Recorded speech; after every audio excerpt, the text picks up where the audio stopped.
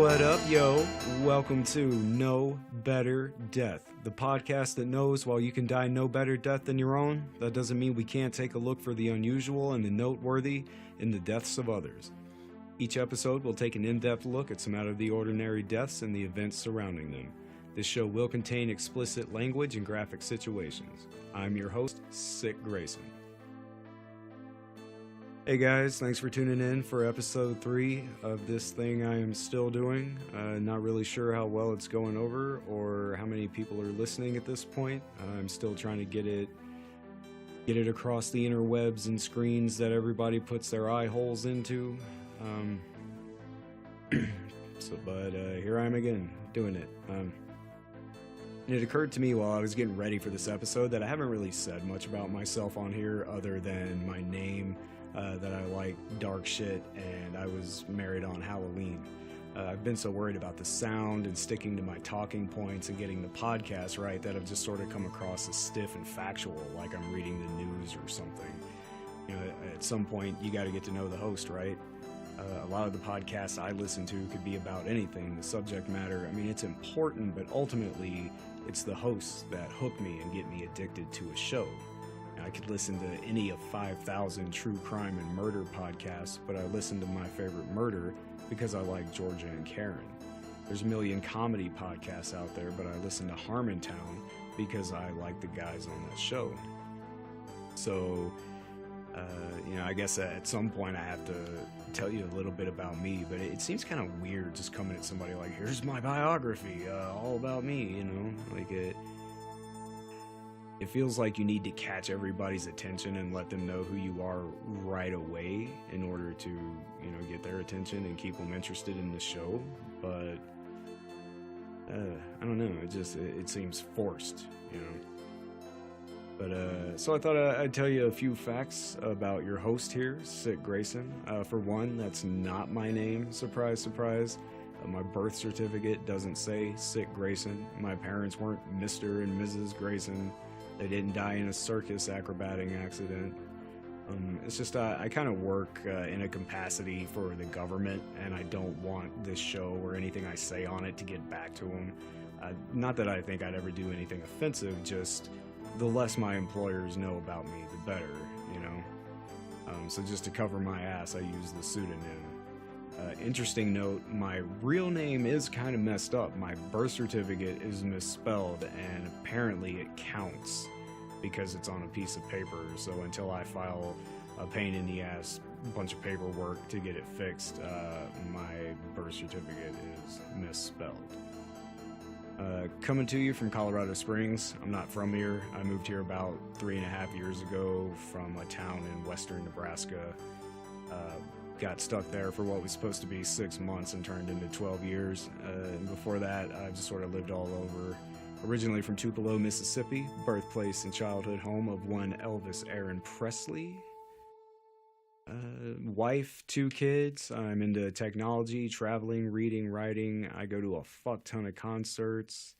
I've written a couple of short novels that are available on Amazon, if you can figure out who I am. Listen to a lot of music. My favorite stuff is electro-industrial, like Velvet Acid Christ, Skinny Puppy, Wump's Cut, stuff like that. A lot of underground hip-hop, Hobson, Jaron Benton, Twisted, Tech Nine. I love new wave and 80s stuff like Depeche Mode and The Cure. Favorite XM radio station is Rock the Bells. Old school hip-hop, greatest band of all time is Guns N' Roses. I've seen Head PE and Mushroom Head more times than I can count, and Johnny Cash is one of the greatest musical artists of all time. If it's dark or it has a good beat, I dig it. Speaking of music, the music that you hear on the show is made by me. I've got kind of a little recording studio set up here in the basement where I record the podcast and music. I never really seem to finish that many songs. I get like 2/3 of the way through and bail on it, but it turns out those little snips work pretty well for background and intro music on the show. And I guess that's pretty much all you really need to know about me. I don't know. I mean, maybe, over the course of the show, I'll say more and more, but for now, I'm just gonna leave it at that. On to show-related things. If you're not following the No Better Death Facebook page, You should check that out. Every day I post up a few factoids. I'm calling it Today in Death. Every day I post up 1 or 2 stories about deaths and tragic events that occurred on that day in history. And every now and then I throw up pics from my travels.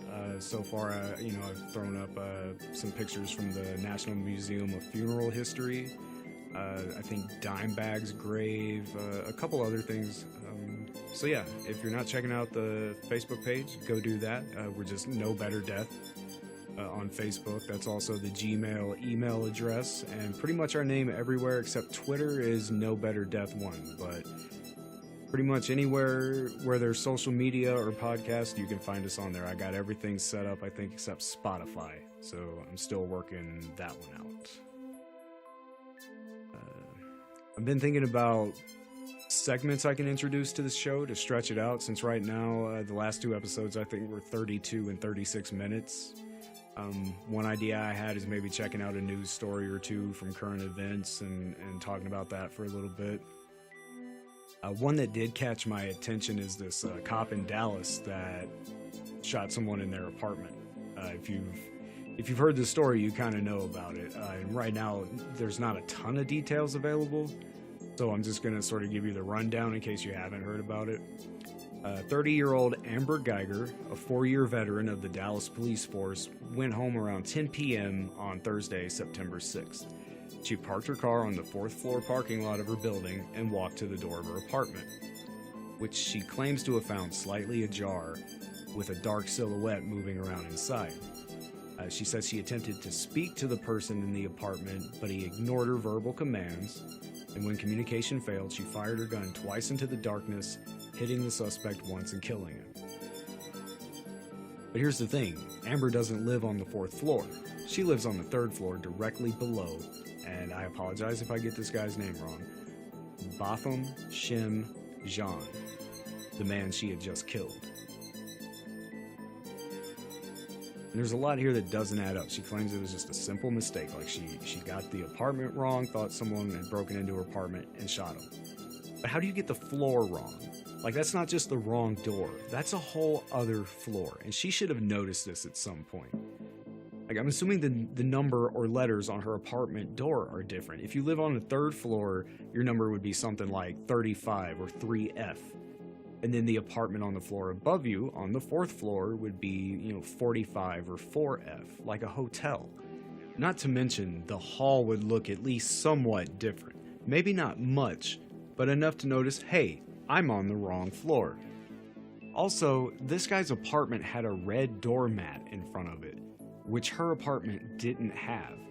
What her apartment did have was a dog that was not present in the apartment she had walked into. Not to mention things like furniture, lighting patterns, etc., which she says it was too dark to see. But if it was so dark she couldn't see anything, how did she manage to hit a guy? Like, if you're shooting into the dark, 2 shots, you're probably gonna miss, and one of them hits, so it couldn't have been that dark in there. And there's also the issue of her report that the door was open when she got there. Neighbors are saying they heard her pounding on the door yelling, "Let me in," at least twice. A few moments later, shots were fired, and Jean was heard saying, "Oh my God, why did you do this?" So according to what neighbors heard, the door wasn't open when Amber got there. She went to the door, her key wouldn't open it, and rather than take a moment to figure out why it wasn't working, she started demanding that whoever was in the apartment let her in. Dude opened the door, and she shot him, then realizes it's the wrong apartment, right? I mean, that seems like the more logical story here, but she fudged the details to try to make it sound less bad that she shot a guy in his own apartment for no reason, that she basically broke into someone's home and killed them. And she didn't even get arrested for 3 days. 3 days. If those roles were reversed and he shot her, there wouldn't have even been an arrest. Whoever responded to the call would have shot this dude on sight. She's out right now, walking around, living life, waiting to go to court on manslaughter charges, not murder, manslaughter, the lesser offense. At this point, the case has been handed over to Texas Rangers and is under investigation. Like, the details of the story aside, the crux of the issue is, how did she get the floor and apartment wrong? I mean, I saw the mugshots of the lady, and maybe, the disheveled appearance, the bags under the eyes, the look on her face, maybe that's just from spending the last 3 days living with the fact that she murdered someone in their own home, and I'm sure people in Dallas aren't being exactly kind to this lady, but I don't know, dude. If you look at her, something's up. I mean, I grew up with addict and alcoholic parents. I can kind of see the signs of something going on in that regard, and I wouldn't be surprised if her toxicology screen comes back less than clean. I'm not going to speculate what or anything, and I could be totally wrong, but that's the vibe I get from this lady when I saw her mugshots. I mean, I'm not a detective, so I don't know. I'm reading the same story everyone else is. And what else? What else we got? I guess another big death in the last week or so was Mac Miller, the rapper. He OD'd. I can't say I was a fan. I didn't listen to his music, so I don't know if he was any good or not. He's just one of those artists that never came onto my radar. But I have zero sympathy for overdose deaths. Like, it's the loved ones that suffer in an OD. Yeah, but for the person that actually OD'd, I feel like you're a grown-ass person. You know when you put something in your body, it can go wrong. You know overdosing is a possibility. You know you could die, and you know that fact becomes more and more true every time you put more shit in your body. If you fuck around and kill yourself with drugs, that's suicide. You knew there was going to be consequences. You don't get sympathy. You don't get to be mourned the same as a grandmother who died from cancer. You don't get eulogized like a child that got hit by a car. You don't get to have a vigil like school or police shooting victims. You made a choice. You opted out, whether you meant to or not. And that's my thoughts on it. I know some people may not agree. I would apologize, but I wouldn't mean it and don't want to.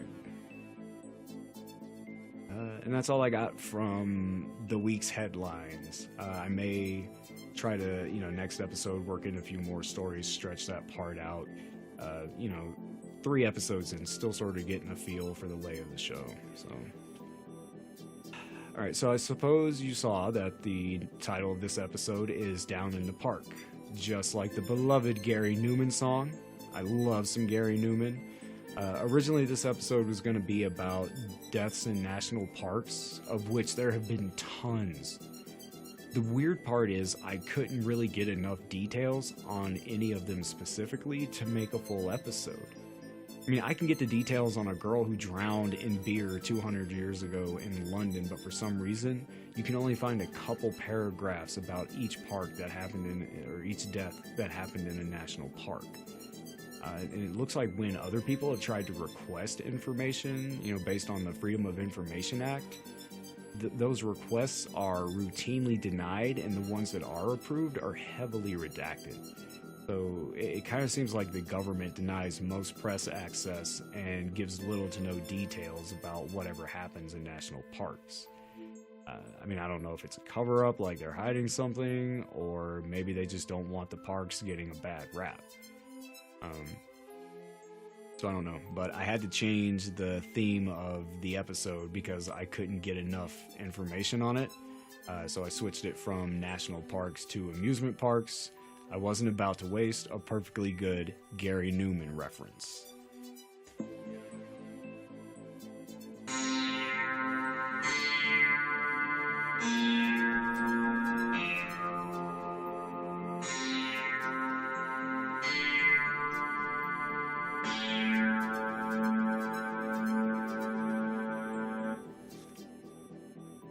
And that was me playing Down in the Park on keyboard. I kind of was bummed about this one story, though. Well, I wasn't... The story is a bummer, but it was one I was wanting to use on the National Park themed episode, but had to cancel that and change it to amusement parks. But here's the gist of the story I was wanting to do. This guy named Timothy Clam. This guy booked a helicopter tour of the Grand Canyon 3 weeks in advance. When it was time to get on the helicopter, he demanded the seat by the pilot, which is also the seat by the door. He took the whole tour and then on the way back, removed his seatbelt, opened the door, and jumped the fuck out. Dude fell 4,000 feet to his death. Pre-planned. This guy chose this in advance and stuck with it for 3 weeks. That just blows my mind. Like, nowhere in that 3 weeks of really thinking about it, being like, okay, I'm gonna get on this helicopter and go die on purpose in the most, at least for a split second, painful way possible, right? That takes guts or just utter insanity. I can't tell which. What I read about this story said it took at least 15 park rangers to pick up all the pieces of this guy. But yeah, I couldn't really get enough information on it to make a full story for the show. But God, that sounds gnarly. I mean, I thought just dying in a regular plane crash sounded horrible. I think that may sound even worse.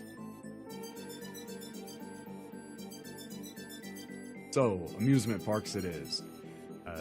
Everybody loves a day at the amusement park, right? Overpriced drinks, greasy and sugar-filled, unhealthy, even more overpriced food, scorching heat that only breaks for the occasional downpour, noise, crowds, parking, sunburn, wet, stained, mold-smelling public bathrooms, and kids everywhere.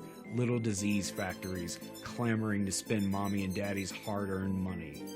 And of course, the rides, clattering, shoddily built monoliths of metal and wood, loosely held together by expired inspection stickers designed to use height, speed, and imagery to trigger our fear response for a few seconds before safely returning us to the comfort of the ground, where we rejoin our overpriced drinks and giggle about how ridiculous our fear was in the face of something we voluntarily endured and knew beforehand was meant to be mimicry.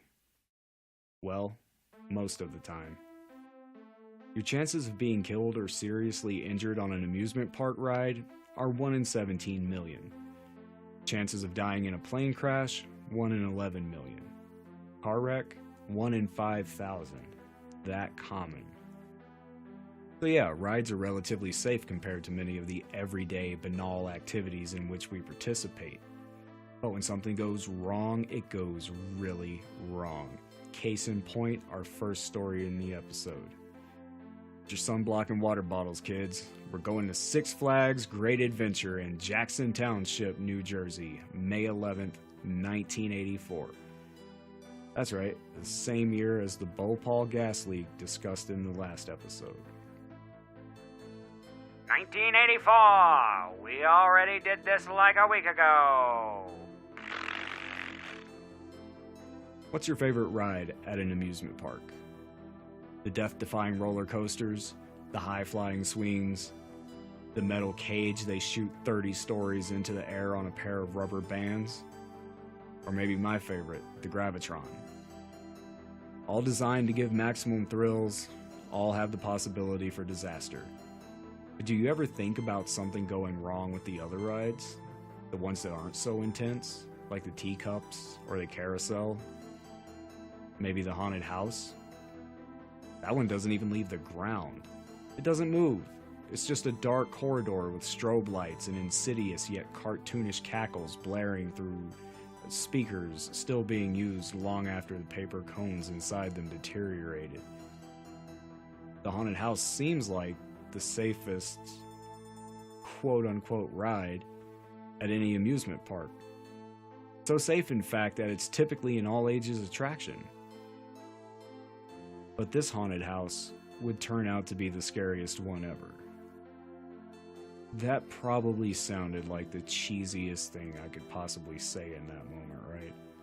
Well, this haunted house turned out to be the scariest one ever. Built and leased to Six Flags in 1979 by Tom's River Haunted House Company, the haunted castle consisted of 17 semi-trailers, 8 on each side in a mirror configuration, and 1 in the center housing the control unit and the changing rooms for the actors. Originally, management at the park didn't think much about the new attraction. They brought it in as a seasonal thing, meant to be operated only in the evenings and torn down at the end of the season. Probably the fall/Halloween time of the year, I'm assuming. Nothing I read really specified that, but I mean, when do you put up a haunted house? Around Halloween, right? But the attraction proved to be more popular than expected. In fact, it was the most popular ride in the park, so Six Flags decided to keep the haunted house permanently, operating it during all park hours, one side when business was slow, and opening both sides during peak hours. And it sounds like it's pretty big, right? I mean, 16 semi-trailers, that's a lot of room. I mean, it had enough room that there was a gatekeeper who let you across the moat and the drawbridge. Then you went down a 450-foot corridor to the main door of the castle and then went inside. So, pretty big setup here. I could see why it was so popular. The house came with scary scenes pre-installed, so all the park had to do was set up the trailers and provide a facade, the outside of the house. In this case, it was a castle. So basically, the manufacturer designs the inside and ships it to the park with everything ready to go, and they just set it down and slap some plywood in front of it. You know, creepy circus, mental asylum, whatever the theme of the house is.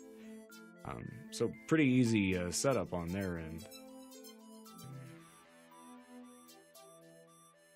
The manufacturer, Tom's River, used the following materials for the internal construction of the trailers and the props they contained.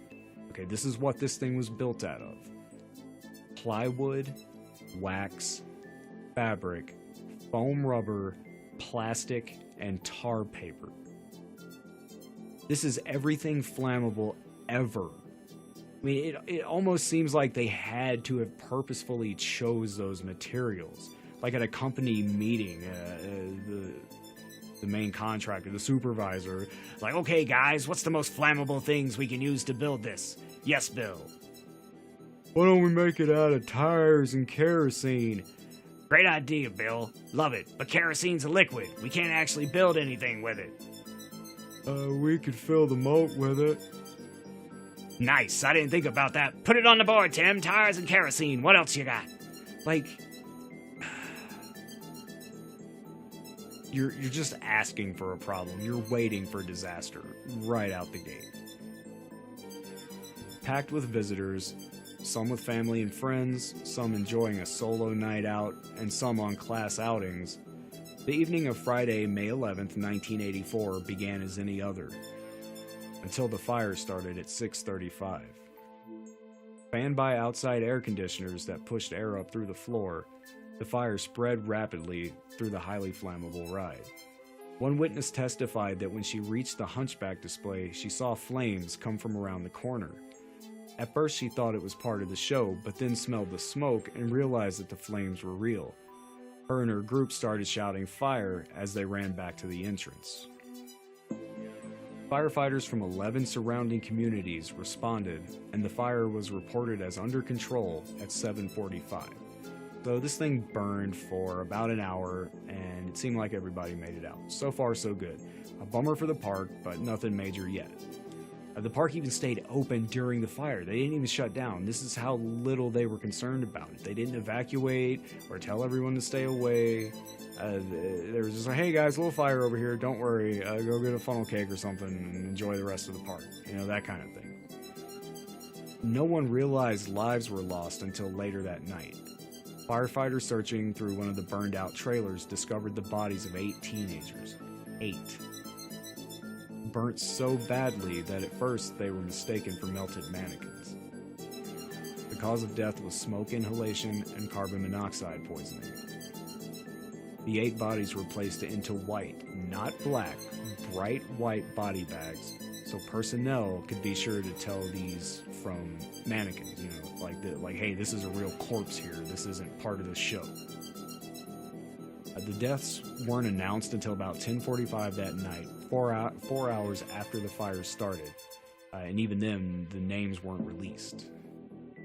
Luckily, only one side of the ride was open at the time, and the remaining 21 people made it out alive, some with moderate smoke inhalation, but alive. Several of the deceased were there on a school trip. 17 buses and over 1,000 students from multiple schools had been in attendance that evening. When some of their children didn't get off the buses that returned to the schools around 1 a.m., parents knew to expect the worst. 8 days later, a 13-year-old boy would come forward stating that he had been afraid to enter the haunted house, so a 14-year-old boy, whom he didn't know but seemed familiar with the attraction, offered to escort him through. While inside the house, the pair reached a stretch of corridor with the lights out. There was supposed to be a strobe light, but it was malfunctioning, so there wasn't any light. The 14-year-old used a lighter to guide them through the hallway. At some point, the lighter brushed against a piece of exposed foam from the wall padding. The foam caught fire, and when the boys tried but failed to put the fire out, they claimed to have ran out the exit yelling fire. But in the crowd of thousands that were there, they went unnoticed. 13-year-old claims he doesn't know who the 14-year-old was, he didn't get his name, and remains adamant that it was not he himself who started the fire. No other witnesses reported seeing this mystery 14-year-old, and to this day, such a person has never been identified or even verified by anyone other than this kid. So some people speculate that it was this 13-year-old who came forward, at least trying to tell the story but not getting in trouble. But police have never been able to prove one way or the other if it was this kid or if there was another kid. But regardless of who did it, a piece of foam caught on fire. Why didn't the smoke alarms or the fire detectors go off? Why didn't the sprinklers come on? Because there were none. There were no alarms, no sprinklers, no certificate of occupancy, and no building permit. In fact, the Jackson Township fire inspector said he had never even inspected the haunted castle. Even though the house had been there for 5 years, it was considered a temporary structure because the trailers were still on wheels, and in Jackson Township, temporary structures were not subject to the building and fire code of permanent structures. But it wasn't just the town that had dropped the ball. The state's Department of Labor was responsible for the inspection of rides and attractions. The town was responsible for building and fire codes, and the state's Department of Community Affairs were responsible for making sure those codes were enforced. And OSHA, at some point, should have done a walkthrough to monitor for employee safety. The ball was dropped on the local, state, and federal levels all around. It was later found out that the haunted castle had been in violation of dozens of state fire codes that the town said didn't apply due to it being a temporary structure. But, you can't put all the blame strictly on the government here, though. Yes, Six Flags technically hadn't broken any laws and was told they were in compliance, but they had their own internal semi-annual inspections. The company brought its own consultants through this thing multiple times in the past, all of whom suggested that sprinklers and alarms be installed, and management never followed through on the suggestions, stating that the upgrades would be too expensive, and since it wasn't legally required, they just chose not to. Park managers and employees would later testify that none of the exit lights were working, bulbs were missing from other lights, the exposed foam was a known issue, and the park was aware that visitors frequently used matches and lighters in areas with the missing bulbs so they could find their way through the house. Toms River haunted houses and Six Flags, as well as 2 Six Flags executives, were indicted on charges of aggravated manslaughter. The prosecution argued that ignoring the warnings of the safety consultants had led to the tragedy. The park and the manufacturer argued that it was an act of arson, not their fault, and no amount of prevention could have stopped it. After 8 weeks of trial and 13 hours of deliberation, the jury found Toms River Haunted Houses and Six Flags not guilty, as they had followed what they were told were the town's fire codes. The 2 executives avoided the trial by entering a pre-trial program that allowed them to perform community service. 8 kids die, and they have to pick up cans on the side of the road or give a speech at a school or something. Dismayed by the court's ruling, the families of the 8 victims filed civil suits against Bally, the parent company of Six Flags, and George Mahana, owner of Tom's River Haunted Houses. Ocean County, New Jersey, Jackson Township, and school districts of some of the students were also named in the cases. 7 of the 8 cases were settled out of court for $2.5 million each. The 8th family went to court and was rewarded only $750,000. Like, that fucking backfired. But that's bullshit. Like, I get it. They wanted to press it. They wanted justice for a lost loved one, a dead family member that was, killed on an unsafe piece of property owned by someone else, a conglomerate, a multi-million-dollar company. Whoever they lost was worth more than $2.5 million, and they got screwed, $750,000. Immediately after the fire, several other haunted houses across New Jersey closed for inspections and upgrades. Park attendants suffered for the next year, and regulations governing amusement park rides and attractions were changed around the globe. In 2003, a documentary entitled Doorway to Hell was produced by a longtime patron of the haunted castle. This documentary claimed that employees not called as witnesses at the trial had reported the exits were actually chained shut that day, that diagrams of the building used at trial were inaccurate, and that there was a fence in place to separate visitors from the actors that would have made it even harder for the visitors to get through to escape the fire.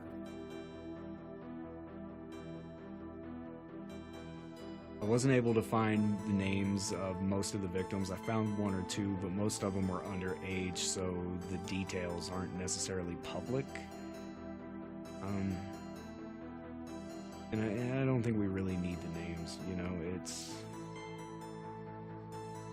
does anyone see the pattern here across all 3 episodes of this show that I've done so far? Negligence and people not speaking up. The molasses accident, the Bhopal gas leak, and this.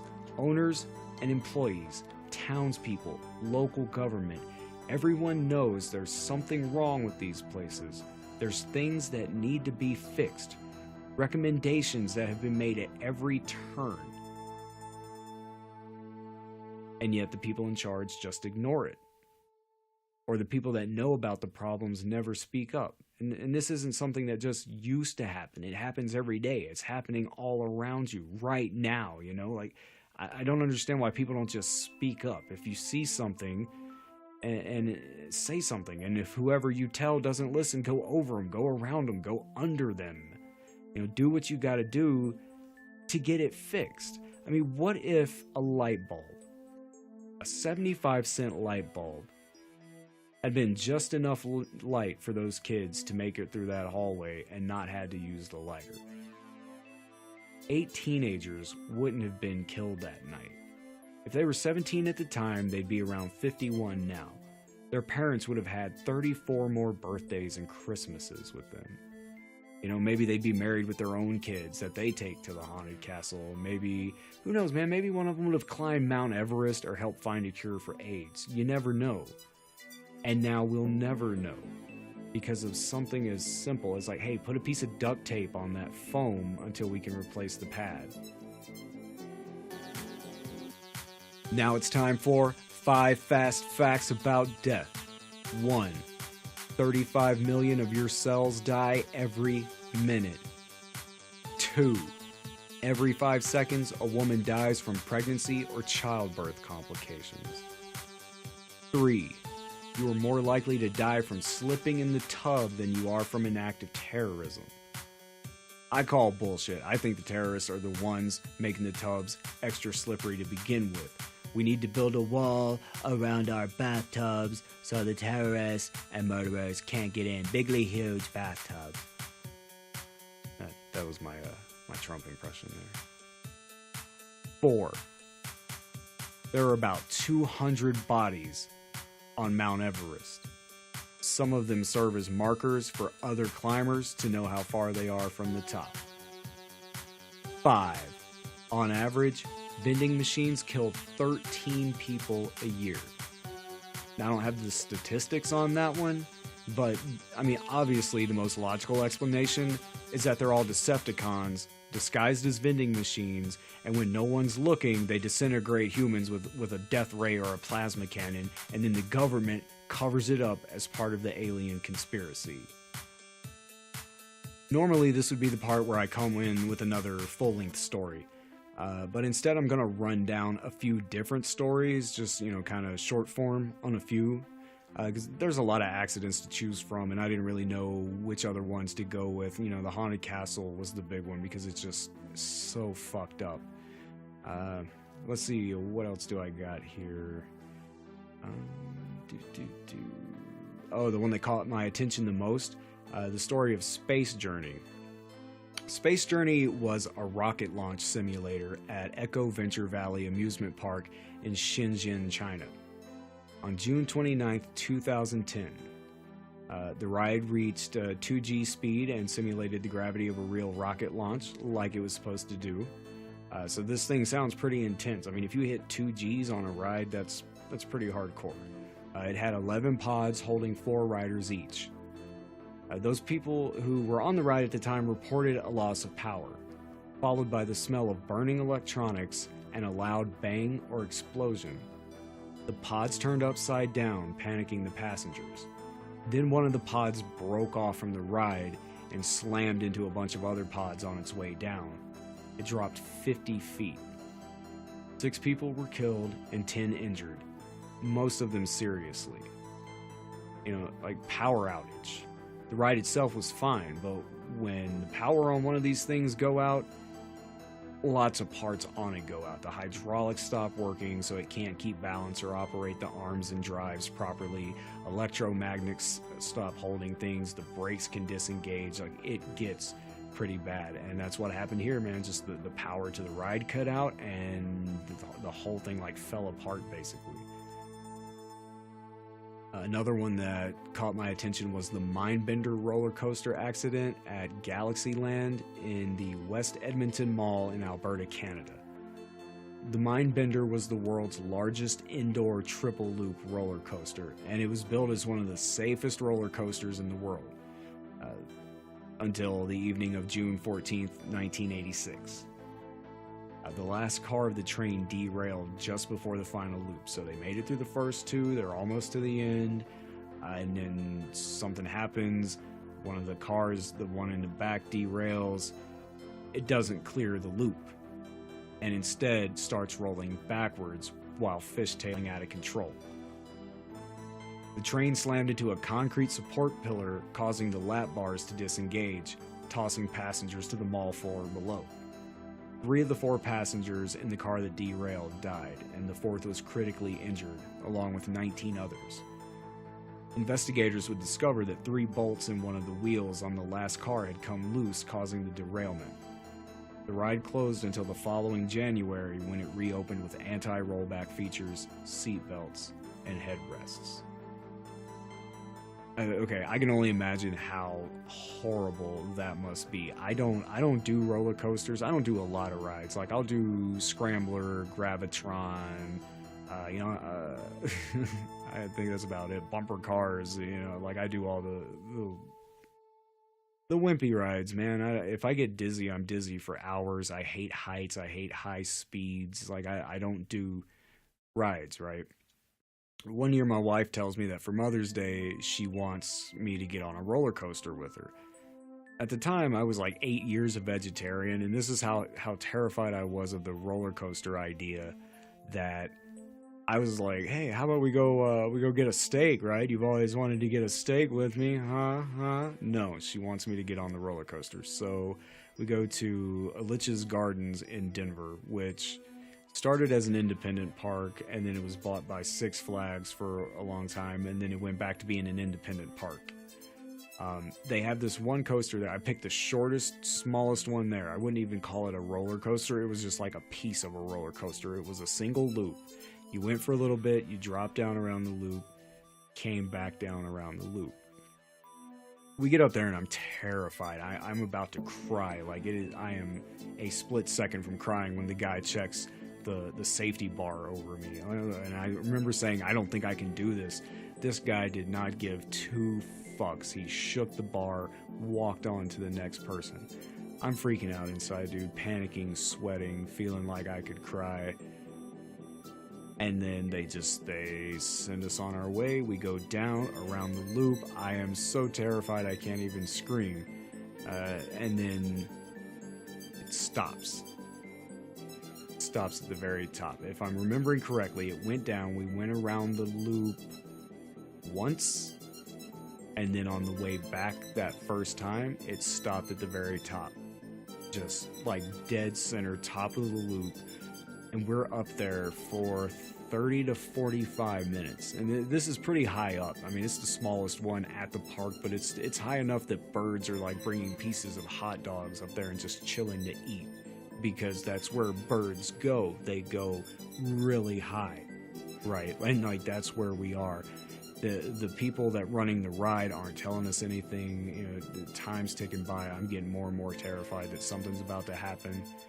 And at one point we hear like a maintenance guy who's on the service ladder. We hear his walkie-talkie go, leaking brake, or what was it? Leaking hydraulic fluid. Hydraulic fluid. The hydraulics were leaking. The hydraulics are a very key component to the operation of most amusement park rides, and I had just heard that shit was leaking. I was about to freak out.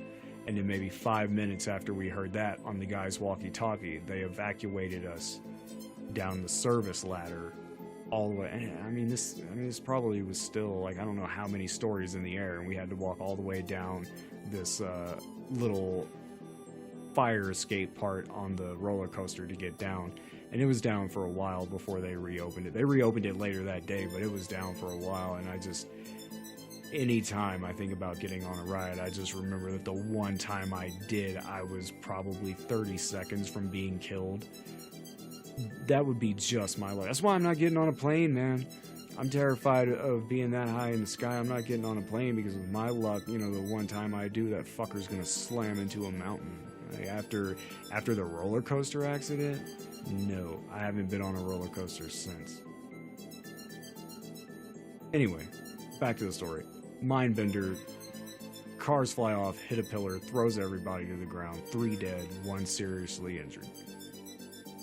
The guy that survived the 4th car, Rod Chaco, suffered shattered legs, a crushed shoulder, broken feet, broken pelvis, broken lower back, and broke every rib on his left side.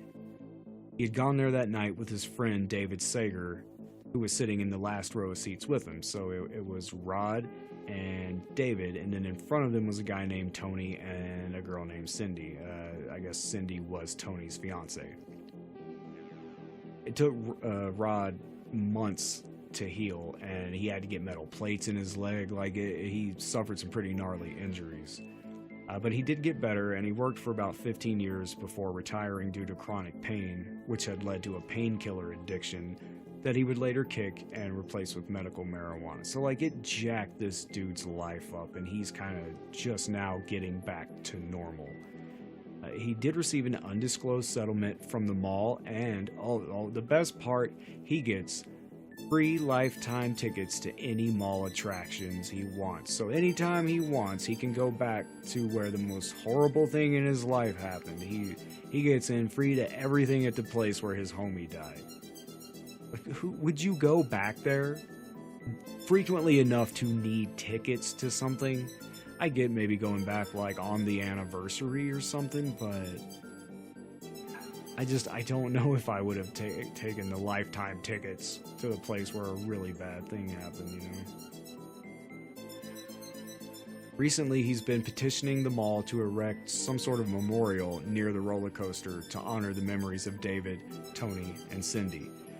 Currently, there is a plaque in the management offices of the mall, but Ron thinks that's an inadequate memorial and wants one that everyone can see. And then the last thing I got for this episode, this is really actually kind of interesting, and having lived in Nebraska before, you would think I'd heard of this, but I hadn't until I started investigating this episode. The two deadliest roller coaster accidents in the world were both on roller coasters named Big Dipper. On June 24th, 1930, the Big Dipper at Omaha, Nebraska's Krug Park, 4 people were killed and 19 injured in what was at the time the world's biggest roller coaster accident ever. A piece of the brake system came off one of the cars and jammed the wheels of the train, causing it to jump the tracks, break through a barricade, and fall 35 feet to the ground below. It actually pinned, there were people down there, man. It landed on people and pinned them to the ground. 42 years later, on May 30th, 1972, the Big Dipper at London's Fun Fair, 5 children were killed and 13 injured when the lift chain released prematurely and sent the train rolling backwards down an incline where it then hit a turn and derailed. The coaster was torn down soon after, and the park was closed that same year. And that's it. What did we learn? What did we learn this episode? Sometimes simulated fear can become very real very quickly. Corporations don't care about your safety, which seems to be an ongoing theme in this podcast. And never get on any ride named the Big Dipper because it is going to murder you. Thanks for tuning in again. Check us out next time. Like I said at the top of the show, we're everywhere now pretty much except Spotify. So just look for us, No Better Death, wherever you're at, your social medias, your podcast directories and applications. We've even got an Instagram that we never use. And please do feel free to contact us on the Facebook page or send an email to nobetterdeath@gmail.com whenever, wherever. If you have personal stories or experiences with death, suggestions for stories you'd like to hear on the show, whatever you got, send it in. You never know what'll make it onto the show. And the more you guys give me, the more I can give you. Until next time, I am Sick Grayson. Try not to die.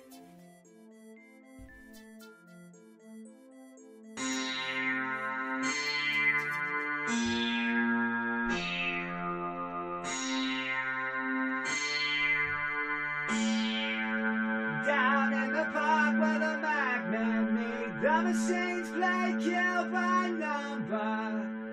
Down in the park with a friend called Five.